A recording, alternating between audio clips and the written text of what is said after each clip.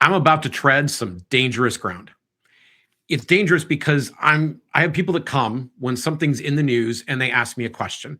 And maybe one of them is going to feel singled out. Now, I'm blessed to have people come ask these questions, to be perfectly clear, because of my work at Downsize DC, because of this podcast, because of my other affiliations. People say to me, Jim, what do you think of what's happening in the news right now?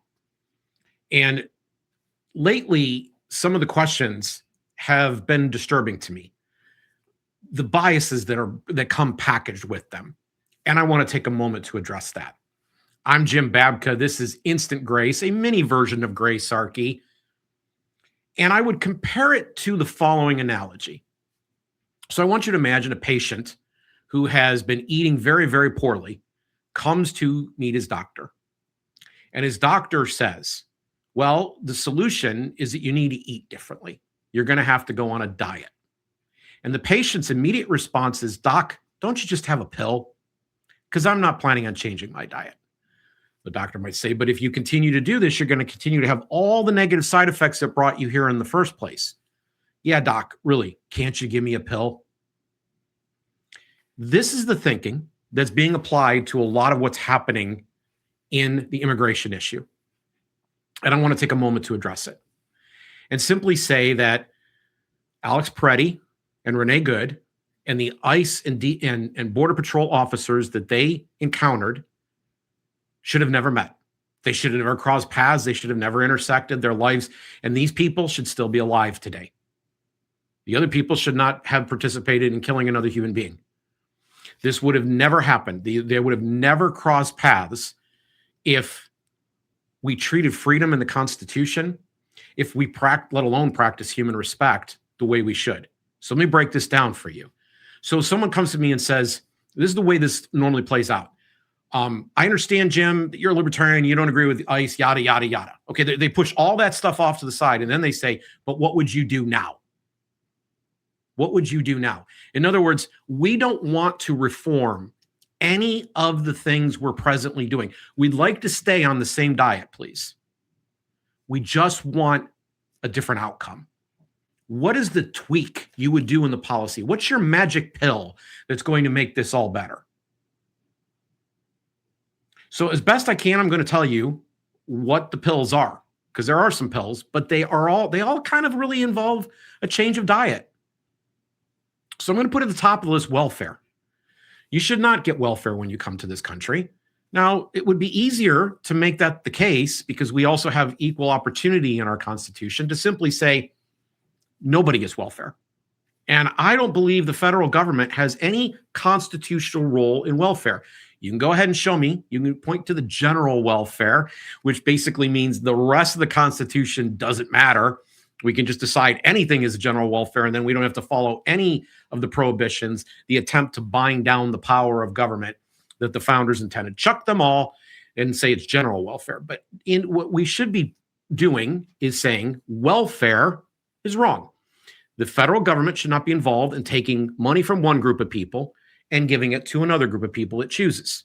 That's wrong. That's stealing in the first place, but it doesn't work. It's not good for the people who get it. Completely different podcast for us to spend the time going into all the reasons why this is true. But if there was no welfare dollars going to people who wanted to come to this country seeking opportunity, that would change things profoundly about this debate. Two, both sides, the Republicans and Democrats, and neither one, some of them don't want to admit to this or hear this, but both of them are doing this to gain electoral advantage. I don't have time to get in all the ways that they're doing that either, but it'd be real simple to say that either citizenship is going to be delayed, the ability to vote is going to be put off a significant amount of time, or maybe it doesn't come to the first generation who comes here at all.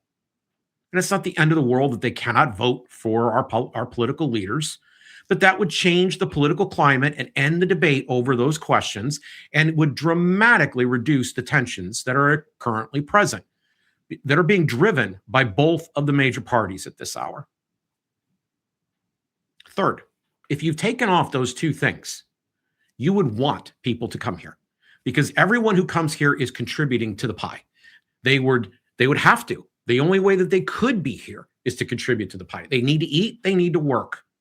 And they're going to end up buying housing and utilities and groceries and various other types of supplies and automobiles and gasoline and entertainment and everything else. And they're going to bring wonderful things to us in the process.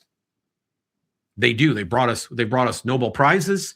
They brought us tremendous new innovations. They have brought us great food, culture, art, and entertainment. So we would want those people here.